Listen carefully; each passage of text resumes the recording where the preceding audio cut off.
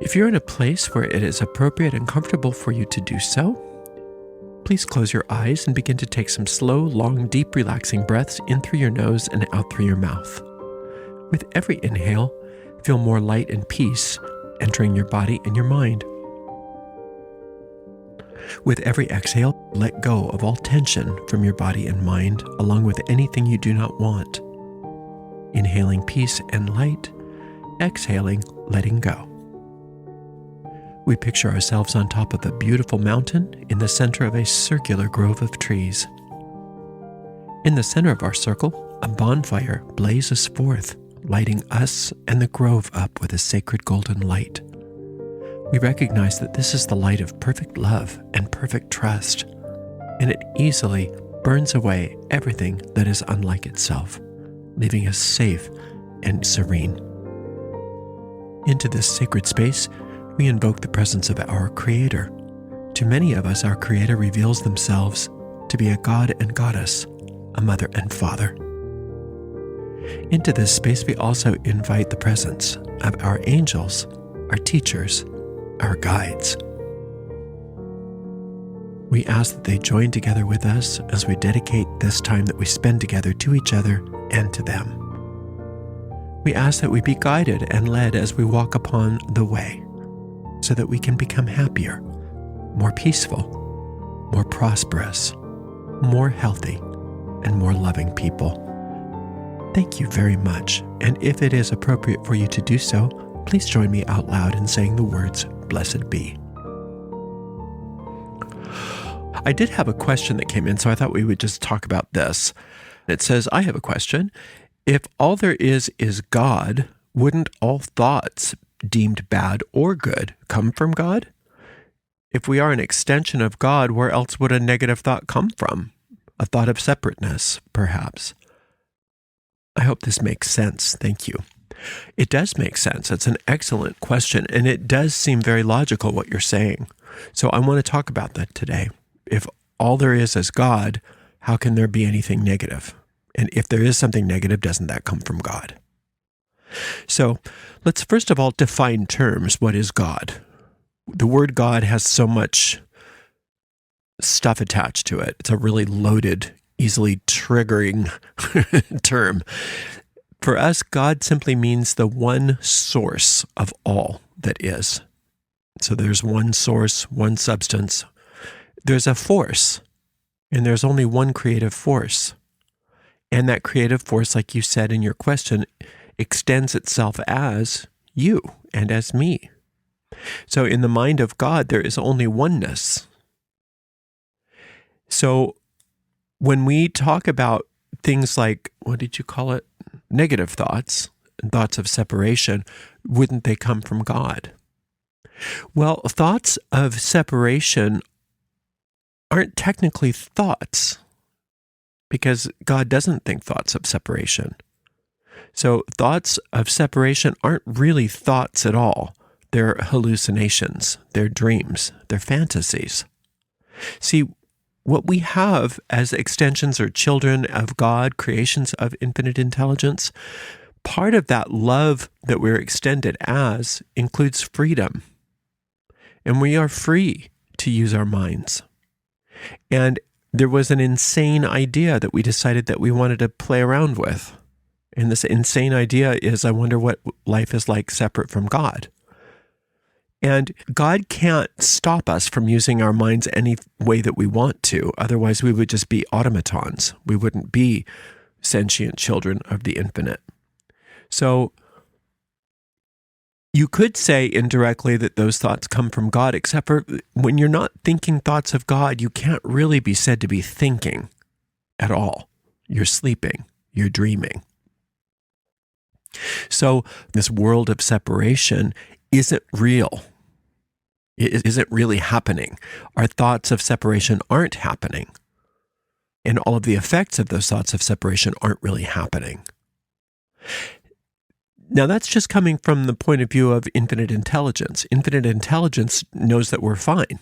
knows that we are perfectly one, that we are happy, we are at one with our Creator, we are at one with each other, we are safely and gently living in bliss.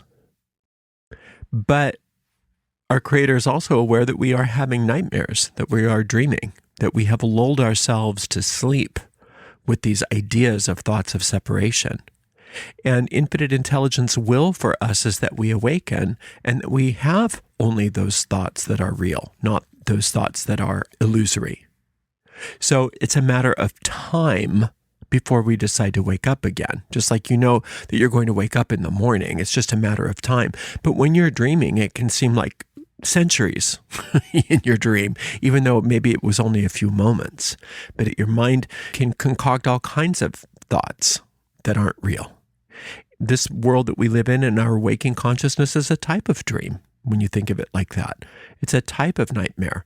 And it does seem like it's lasting forever. And it does seem like we've been maybe abandoned by infinite intelligence, or that we don't have infinite intelligence and that we're all alone in the universe, or whatever our particular brand of nightmare happens to look like. But the truth is that infinite intelligence doesn't will for us to have those experiences. Infinite intelligence's will for us is that we be happy. And that's the only reality. And anything that doesn't look like that, we know is not real, is not really happening. Now, that's not to negate our experience within the nightmare. So a lot of people hear that it's an illusion and they really misuse that data. They really misuse that concept. And they try to either to themselves or to other people deny someone's experience of this darkness that we are experiencing. In the realm of this hallucination that we are all having, in the realm of this nightmare, it does seem very real. And we never want to negate someone or our own experience within the nightmare, but we also don't want to swim in it either. Right? We want to acknowledge what we're experiencing, but we don't want to dwell in what we're experiencing. We don't want to miscreate even further, because that's what this whole world is. That's what all of those thoughts of separation are. They're miscreations. It's ways that we are creating by ourselves rather than co-creating with infinite intelligence, our Creator. And we are at liberty to do that. And it can seem like we delay for lifetime after lifetime after lifetime. But as we've discovered, dreams don't represent reality. Dreams don't reflect truth. In truth, nothing ever happened. In truth, our dreams are not happening. Our nightmares are not happening because they are not of God. They are not of infinite intelligence. So it's a very important question that you're asking. Let me just make sure I get it right. If all there is God, wouldn't all thoughts deemed bad or good come from God? No, only thoughts that are of God come from God. Thoughts which don't come from God don't exist. They don't exist. Now, we can dream them up. We have the right to do that. We can dream them up. But that's a delay. That's a nightmare. That's an illusion. That's a fantasy. You can pretend that you're the Queen of England, but that doesn't make it so. You can really come up with all of these ideas and really convince yourself that you're the Queen of England, but that doesn't make it so. Just because you decided to think thoughts of I'm Queen of England doesn't mean that you are, right? If you think thoughts that you're separate and alone from infinite intelligence, it doesn't mean that you are separate and alone from infinite intelligence, but it does mean that you believe that you are and that you've created that experience for yourself. Now, just to make matters a little bit more confusing, it's not just us that we have to deal with. It's not just our own thoughts. In fact, if it was just our own thoughts that we had to deal with, it would be a lot easier. But we weren't raised by just ourselves. We were raised in communities. We were raised in families. We were raised with other people, other egos. And the ego mind is not an entity. It's a habit of thinking in a way that's separate. And so therefore, it creates for itself an entire world based on its own illusions. And so we agree with one another about the illusion that we're experiencing. And we were raised to agree with the illusion that we are experiencing. We were raised to believe that all of this is true.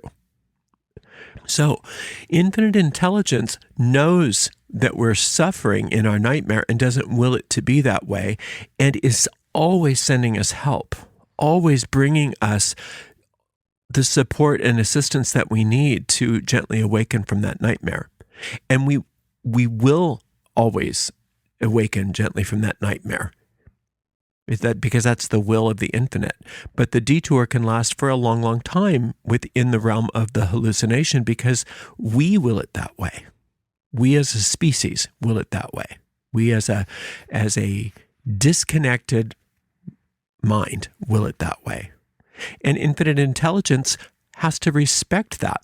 Infinite intelligence has to honor our miscreations just because we created them. So, over time, within the realm of the illusion, infinite intelligence, as we allow it to do so, can use all of the symbols within this negative experience that we have here, this dream world that we have here, to gently awaken us from the dream. There is no limit to the amount of healing that's available to us here to awaken from the dream. And that has to do with the idea of healing the illusion of separateness. And part of the illusion of separateness stems from the way that we treat each other, because we believe that there is an other. The world of separation is based on the rules that it establishes, that I'm over here and you're over there. That everything in the three-dimensional world exists as what it is based on everything that it is not. If you look at a table, your eyes experience that table because of the fact that there is negative space. And it says everything that's not the table exists outside of what the table is. And the same is true for me. Everything that exists that's not me exists outside of what I am. And so we are trained from the gate when we're born into this world to look at everything in terms of what it's not. And we don't even realize we're doing that. Because if you start to look at things differently, you realize that table doesn't exist separate from itself. You don't exist separate from yourself. Science is looking at things that way. When science looks at things as what they are, they recognize there is no table. There's no table. That's an illusion. There's a bunch of waves and particles, but there's no table. But we buy into the illusion because we were taught to buy into the illusion. And we were trained to buy into the illusion. And we continue to reinforce that illusion day after day after day after day.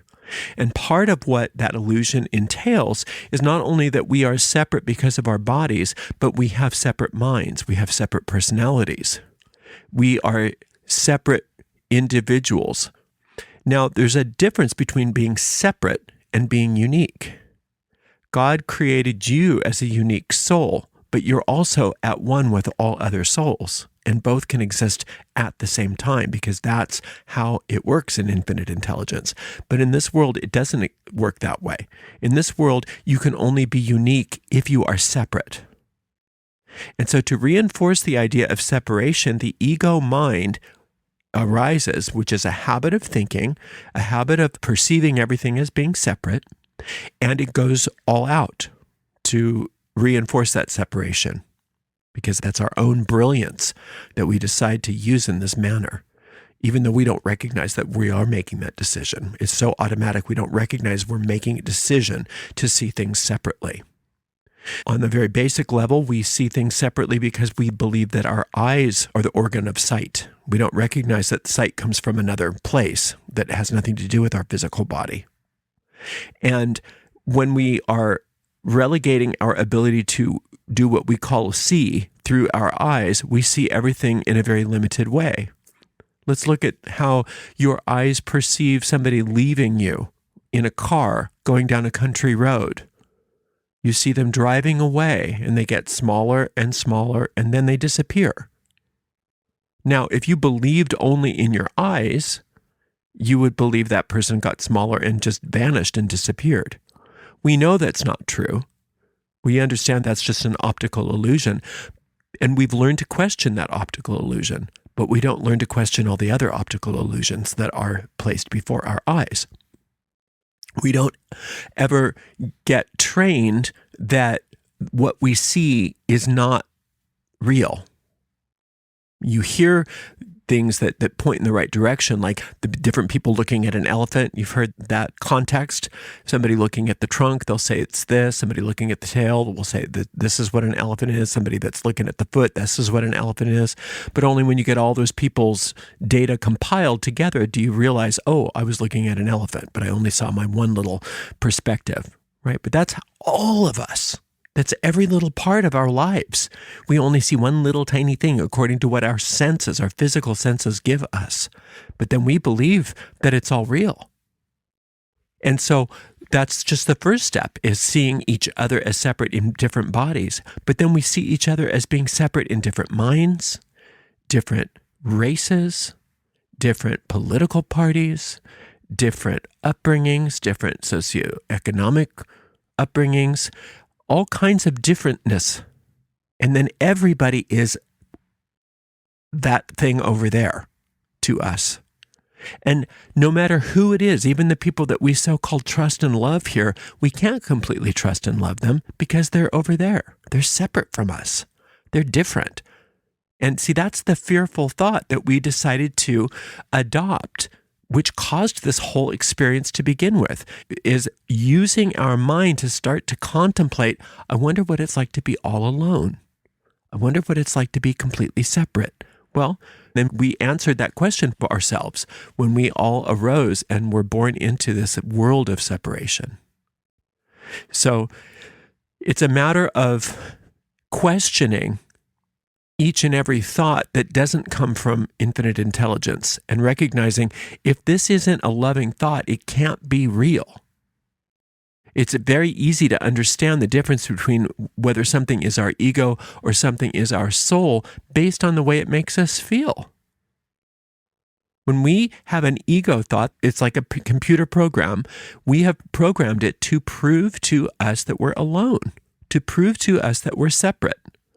And so anything that it can find, it will do its job to go out and tally it up and come back and prove to you how alone and separate you are. But your soul is not an ego, and your soul doesn't perceive things that way. Your soul's job is simply to extend love and to be itself. It doesn't see itself as being separate. So you know when it's your ego because it brings you feelings of fear or discontentment or lack of peace.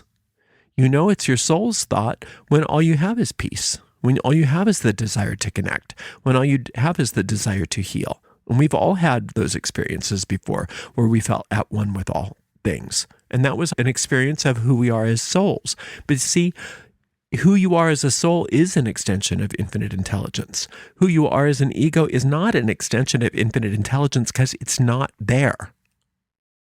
It doesn't exist. We just think it does. We just concoct it that way, and we conspire with one another to concoct it that way.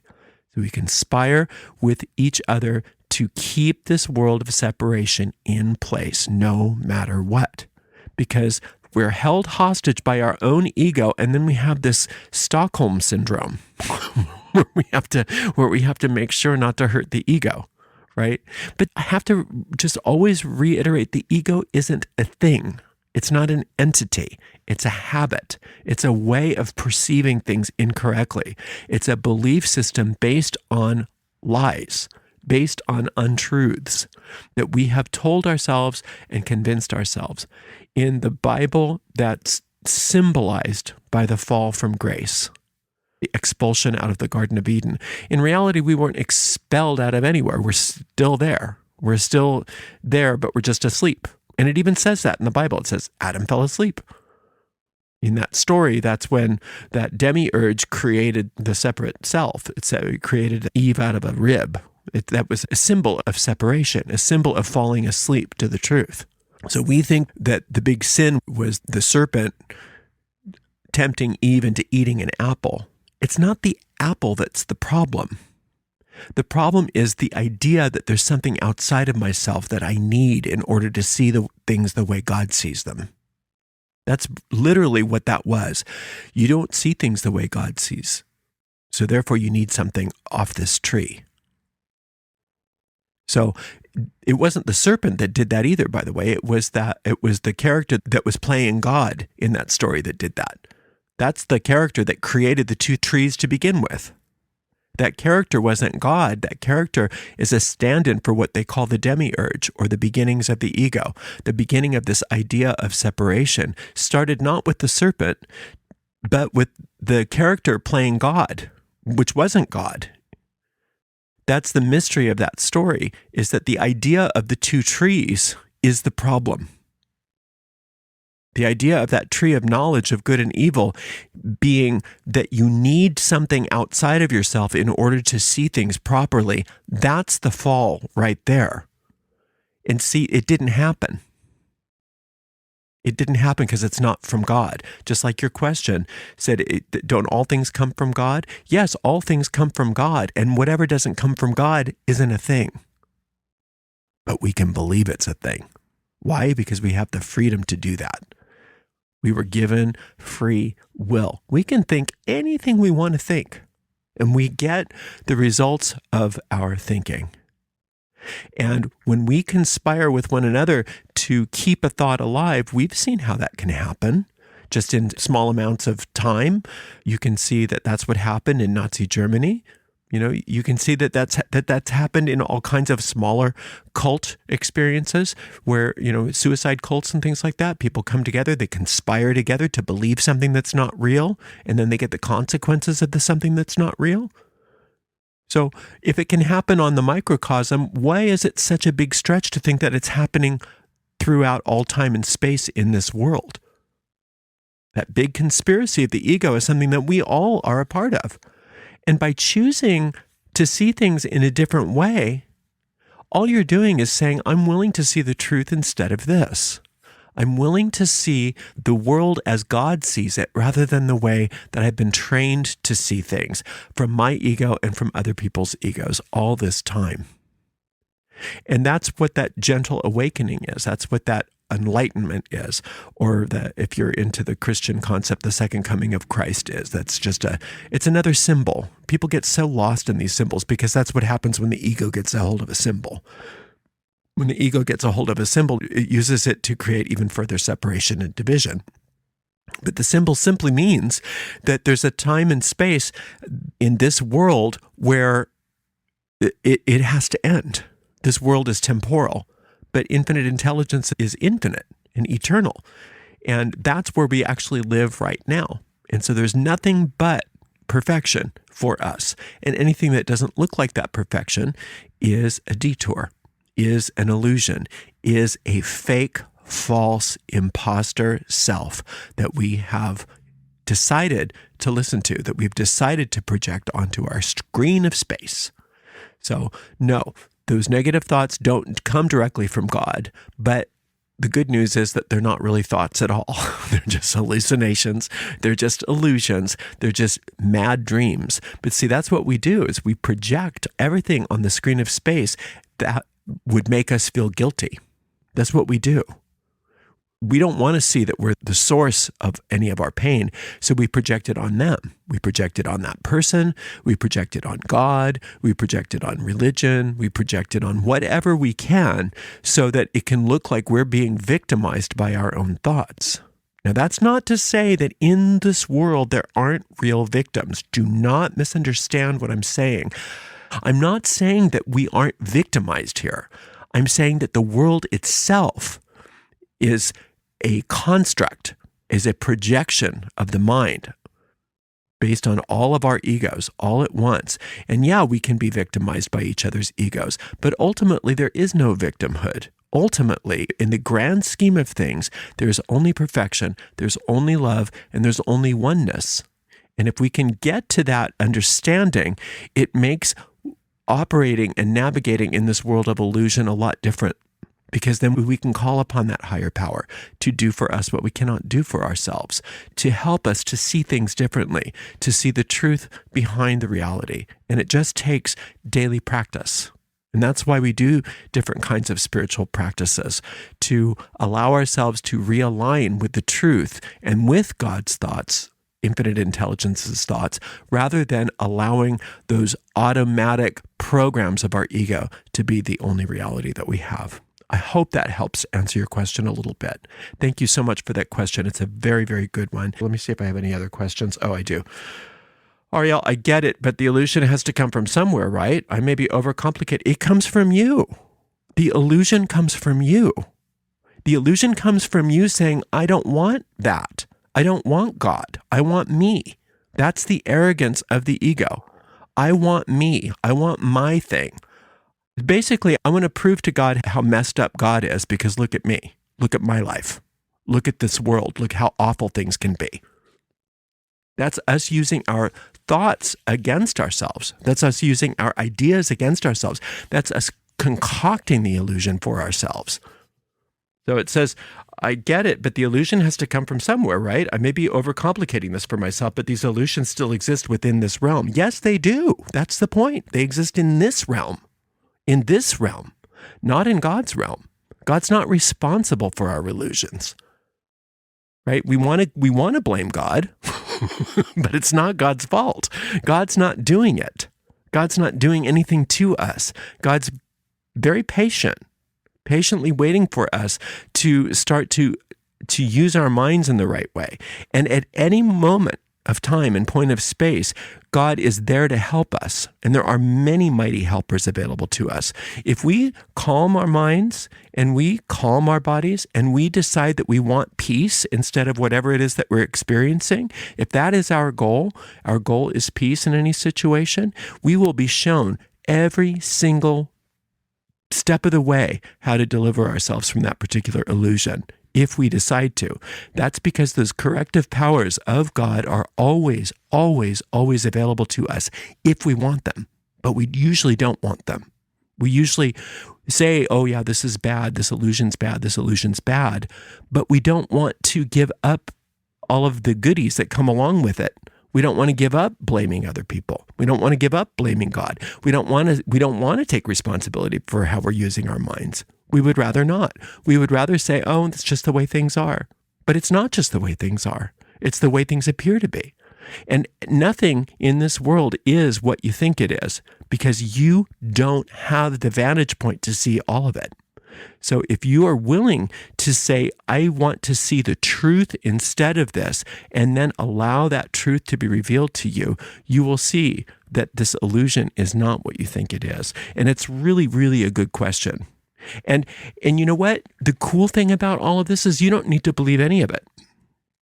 You don't need to believe me, but you can try it out for yourself and see. I understand your frustration because you want it to be the way you want it to be. I understand that. I do too. We all want things to be the way we want them to be, but that's the ego's game. I want it thus. I want it thus. I want it thus. We can choose to some extent, what the illusion looks like. But even with that, we don't have as much choice sometimes as we want to have. Because not only are we experiencing this illusion through our own egos, but we are experiencing this illusion through everybody else's ego, through that big conspiracy that we've involved ourselves with. So it really is a moment-by-moment choice that we have to make. I'm willing to see the truth instead of this. I'm willing to find peace instead of this. And that's not always easy to do. And sometimes there's a process in this world that's involved. Sometimes you got to go through things that seem painful and not peaceful in order to find that peace. You know, sometimes forgiveness is something that you have to go through some darkness in order to find it. Sometimes you have to confront your fears in order to move past them, right? So it's not just a matter of just saying, oh, well, it's all just an illusion anyway, so who cares?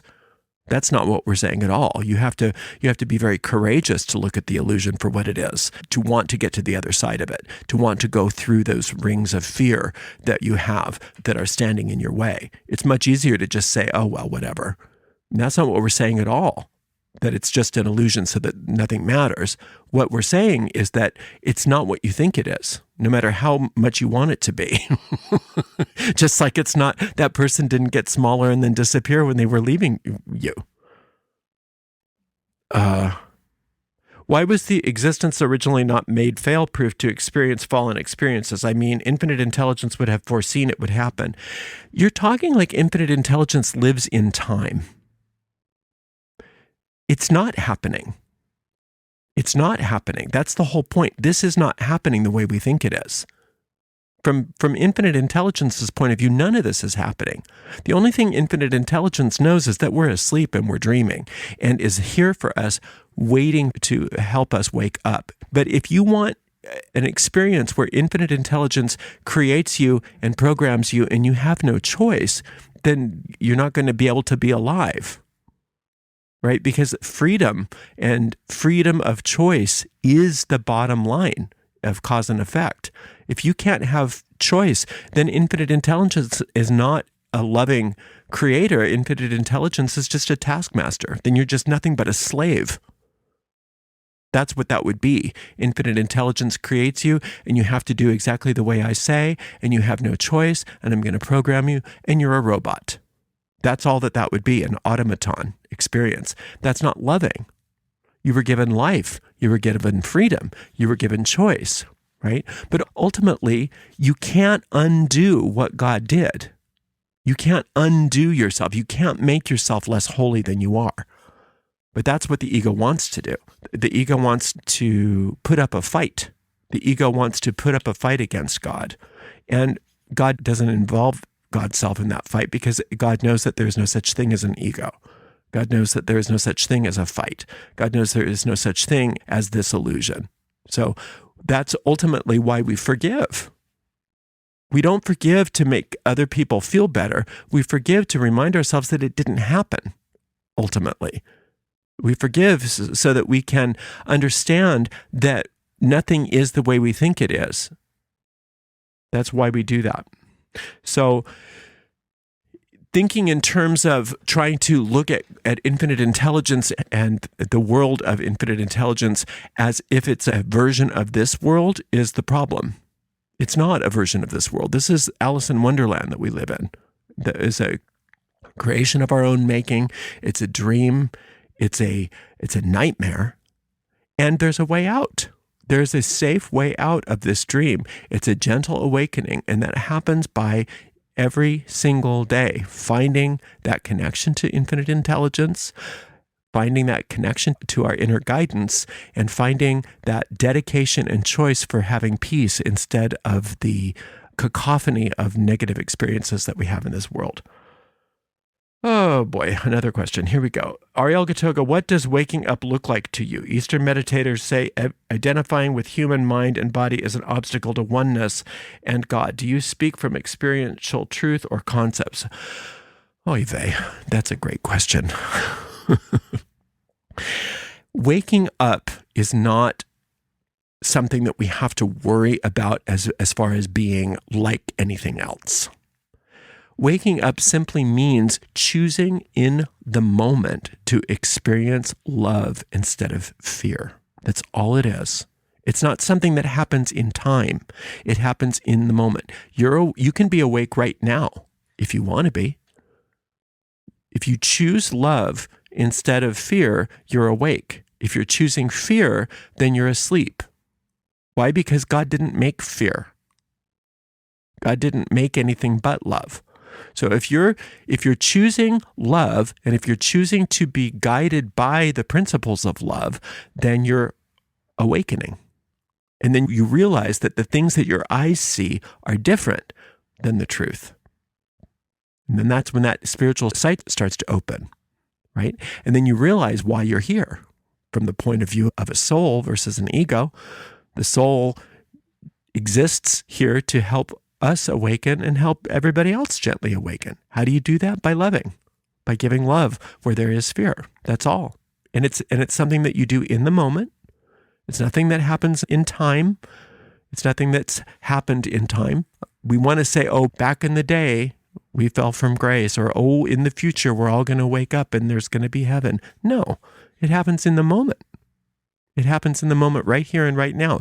You can either fall or awaken depending on your own choice in each moment, right? So it doesn't matter. ultimately what the illusion looks like. If you are allowing yourself to be guided and led in the moment by infinite intelligence, by that force of love, by that force of healing, you are in a moment of awakening. If you are guided and led by those ego thought forms of fear, then you are in a moment of going to sleep. That's all. It's not very complicated. It's not even that dramatic. It's very gentle. It's very peaceful. And so, my life, I try to dedicate it to that awakening every moment, but it's not something that I can do and say, okay, now 2023 is going to be this kind of a year of awakening, then 2024 will be this kind of year of awakening. I have to do it every single moment. So I try to do my best to get up in the morning and do my meditation so that I can be under the direction of infinite intelligence the best I can be, so that I'm listening to that voice in my mind rather than the voice of my ego. Sometimes I get it and sometimes I don't, just like you. None of us are more or less potentially awakened than anybody else. There's not like these advanced souls and unadvanced souls. We're all equally brilliant.